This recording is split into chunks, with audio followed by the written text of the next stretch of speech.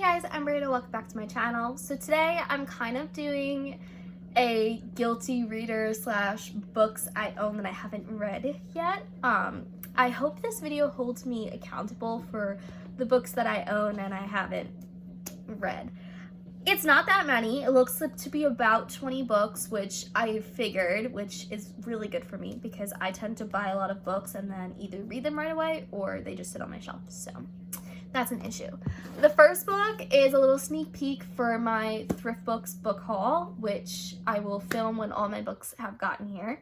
But this one I'm not too worried about because I literally just got this book and I haven't read it, so that's not the issue. And that is Crywolf by Patricia Briggs. I hear great things about Patricia Briggs, and I am really in the mood to read werewolf paranormal books, so I'm very excited for this. It's the first in a new series, but like this series overlaps with another series, which a lot of authors do. I'm hoping I really enjoy it, and then maybe I pick this book up for more werewolf books. Now, this is gonna make me so sad. So, as everyone knows, I love Outlander, but I've only read the first 3 books, and there's 8 books, and that's not good. Outlander is one of those novels that, and personally for me, I have to be fully engaged reading it, because if you read a chapter and you're not fully paying attention, you can miss 5,000 new introductions of characters. So yeah, I also have to go back and reread books 1 through 3 before I continue with the series because I don't remember what happened. And I'm also behind on the TV show too, so we're doing great in the Outlander world. But yeah, so the rest of the books that I haven't read, book 4 is Drums of Autumn, and all I remember is I did start this one. This one at first takes place in North Carolina. That's how I remember it. But yeah, and I got the floppy paperbacks, which I wanted so bad.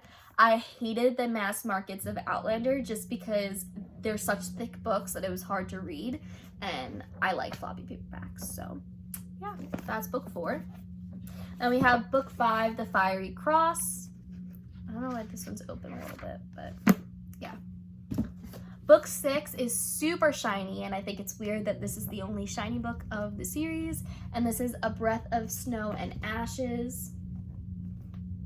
Then book 7 is Neon Green, and that's An Echo in the Bone.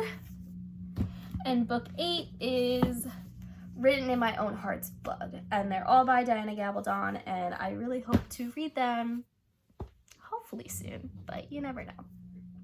So now I'm going to get into my stack of regular paperbacks, and then I'll finish with my stack of mass markets.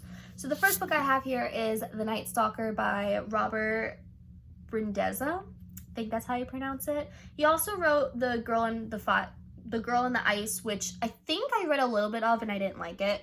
So I'm hoping I enjoy this one. This is a Detective Erica Foster novel, and I remember picking this up because it's a female detective, which really interested me. And I really do enjoy my murder mysteries. The reason why I don't read a lot of them is because I haven't found an author I really like. And because I'm a forensic science major, I'm very picky with my murder mystery books that I read, because if they're inaccurate, then I just can't read it. It just drives me nuts. So I'm hoping I really enjoy this one. I don't know too much about this at all, but I think this is supposed to be more of like a, what's the word? I don't remember the word. Like a corruption murder type case, but it seemed really interesting, so I'm hoping I pick this up. Then I have Solace Island, a novel by Meg Tilly. This is the first of a series. I think it may be a trilogy, but this author has been compared to K.A. Tucker with her mysteries. This is another mystery novel, and I am really interested to read this one. I remember picking it up and it looked really good, so I'm hoping to get to this one soon. Then I have a book that's been on my shelf for 2 years, and that is Seafire by Natalie C. Parker. This is an ARC that I received from the publisher, and this one is about a group of girls. I don't know if they're all sisters, but it's a group of women that are pirates, and they're trying to survive. I haven't really heard too much about this book, but maybe it's because it was released 2 years ago and I haven't read it yet, but it's a YA fantasy book, so I am very interested to pick it up and potentially read it soon. Then I have Lethal by Cassandra Robbins. This is the first book in the Disciples series. It's an MC romance. Gotta love my MC romances. Also, the guy on the cover really looks like Jax Teller from Sons of Anarchy, so not gonna lie, very okay with that. Again, this was on my May TBR, didn't get to it, so we'll see if I'll read it in June. Then I have The Scarlet Letter by Nathaniel Hawthorne, which is a classic, also on my May TBR, and didn't read it. Whoops. Then I have 2 Scottish books that I did on my book haul, but I haven't read them yet. The first one is A People's History of Scotland by Chris Bamberley, or Bambury. And the second book is Scottish Miscellany by Jonathan Green. This one's more a picture book and just facts. This one is actual, like, detailed information of Scotland's independence movement and the Highlands and everything like that. These books, I think, once I'm in the mood for history, I will pick them up. Then I have War of Hearts, a true immortality novel by S. Young. This is Samantha Young's pen name. These are adult paranormal books. So, story time. I started this and I couldn't get into it, so I'm hoping to get into it soon. The second book, which I don't think they're necessarily a series, but it seems like they're standalones that take place in the same world. The second book has higher ratings than the first book, so I kind of want to see if I like the first book. If I like this one, then I'll read the second one. This one has werewolves in it, and the second one has fairies in it. Then, this one makes me really upset that I haven't read this yet. This is Nexus by Sasha Alsberg and Lindsay Cummings. This is a YA sci-fi novel. I compare it to a cross between Shadowhunters and Star Wars. That's how I saw Zenith. I don't know why I haven't read Nexus yet, because I was very excited for the release. But yeah, I hope I pick this up soon. I do have to reread Zenith. They are a duology, so it's only 2 books in the Andromeda Saga. Then I have 2 I don't know if they're YA, actually. I'm just gonna say fantasy books. They're smaller books, but these are 2. The first one is The Witches of the Glass Castle by Gabrielle Lepore. This was in my previous books that I own that I haven't read, and I filmed that, I think, 2 years ago, so yeah. And this one is The Changeling's Journey by Christina Spores. I think they are both UK authors just because they are super tiny novels. But yeah, so Changeling's Journey, it has fairies in it, and then The Witches of the Glass Castle is about witches. Hopefully I'll pick these up soon.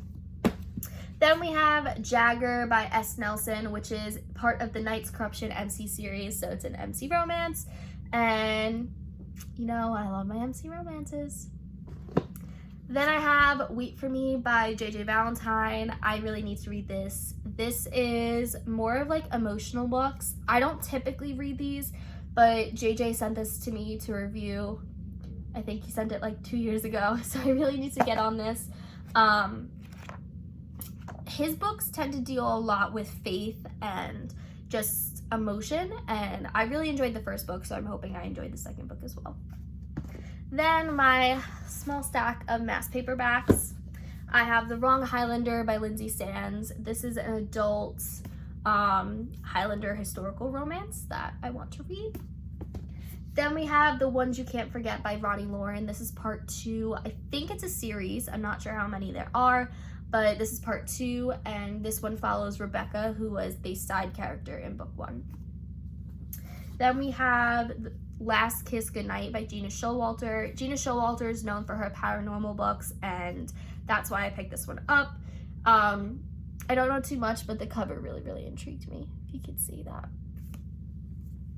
And then the last 2, so the last one is One Lucky Vampire by Lindsay Sands. Again, Lindsay Sands is known for her historical and paranormal romances, so I am excited to read this one. It's a vampire romance. And the last book I have is Say You're Sorry by Karen Rose, which is a serial killer thriller mystery novel, so I am really excited to read this one as well. I hope you guys enjoy this and understand that it's okay to have books on your bookshelf that you haven't read yet. It's not the best, but it's okay. I am hoping to read these books soon, and I hope you guys enjoy these books and you get some recommendations from them. I'll see you guys in my next video. Bye!